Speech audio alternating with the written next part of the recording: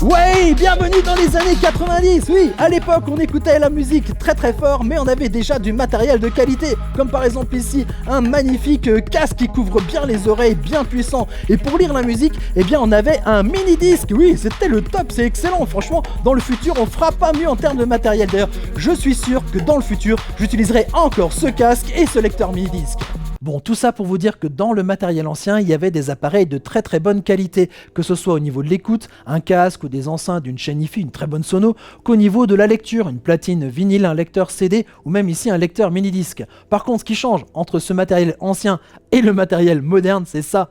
C'est ce grand fil, ce grand câble. Et oui, aujourd'hui, on est sur des systèmes sans fil, un système Bluetooth, donc pour transmettre la musique. Si vous n'avez pas jeté vos anciens appareils, vous avez bien fait, puisqu'on va leur donner une seconde jeunesse. On va maintenant les connecter en Bluetooth, donc ils vont être connectés, et donc grâce ici à ce petit boîtier de la marque Ovisio. Et je vous propose de voir ça plus en détail dans la suite de cette vidéo.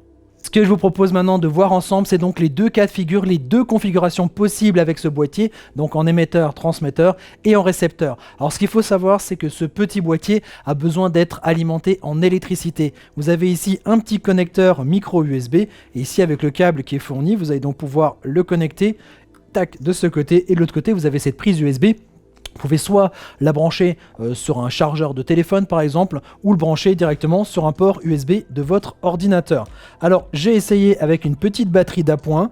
Le problème de la petite batterie d'appoint, c'est que en fait l'appareil ici, ce transmetteur Bluetooth consomme si peu que en fait la batterie a tendance à se mettre en veille et à s'arrêter. Alors si vous avez une batterie qui ne se met pas en veille, vous avez la possibilité de le brancher sur cette batterie là et donc d'être en 100% mode nomade. Donc ici avec ce petit boîtier maintenant branché, on va donc se mettre avec le premier test qu'on va faire en transmetteur, en émetteur Bluetooth. On met donc ici le petit curseur sur TX. Maintenant on va devoir brancher notre source, donc on est ici donc sur un appareil qui n'a pas une fonction Bluetooth pour transmettre de la musique. Notre source, ça peut être donc une platine vinyle, un lecteur cassette, ça peut être un lecteur CD ou ici par exemple notre petit lecteur mini disque. Donc pour brancher ici un appareil, on va utiliser ici ce connecteur mini jack, et c'est gentil, Ovisio nous donne ici ce petit câble, donc mini jack mâle vers mini jack mâle. C'est idéal donc pour brancher ici mon mini disque.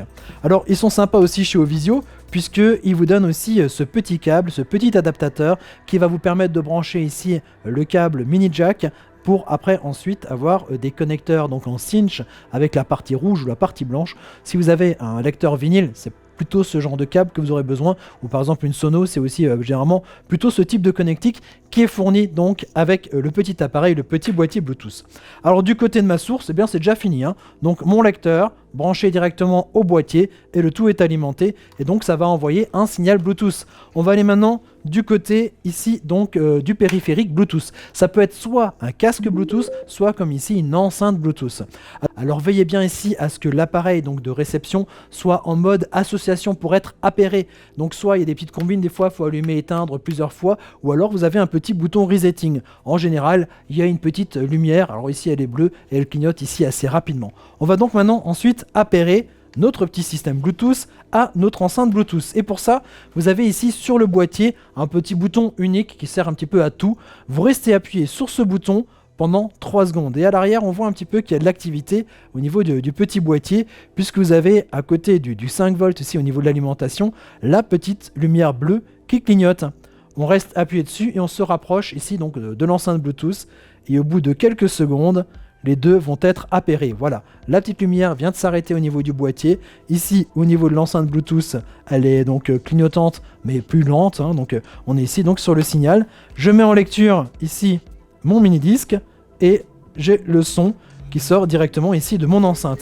Alors ici, pour faire donc cette première connexion, il faut être à proximité, donc entre le petit boîtier Bluetooth et l'enceinte, et l'enceinte, il faut vraiment être à proximité. Ensuite, vous n'avez plus besoin de refaire systématiquement cette connexion, ça vous le faites une bonne fois pour toutes pour appairer donc deux appareils ensemble. Ensuite ici, la portée entre le petit boîtier et le périphérique Bluetooth est de 10 mètres. Mais ce qui est chouette, c'est que, évidemment, il y a des albums et des artistes qui ont maintenant passé, on va dire, en mode numérique et qui sont avec des albums qui sont disponibles au niveau numérique. Par contre, il y a des fois des choses, des musiques qui ne sont disponibles que sur d'anciens supports que sur d'anciens vinyles, d'anciennes cassettes ou autres, et bien grâce à ça, vous allez pouvoir réécouter ces œuvres, réécouter ces artistes avec les moyens modernes. On passe maintenant au deuxième mode, à la seconde étape, où on va transformer donc un appareil, donc un récepteur, en récepteur Bluetooth qui ne l'était pas auparavant. Je retire donc mon lecteur mini-disque et sur le boîtier, je passe donc sur l'autre mode. Je passe donc de TX avant qui était transmetteur, maintenant au mode RX, mode réception.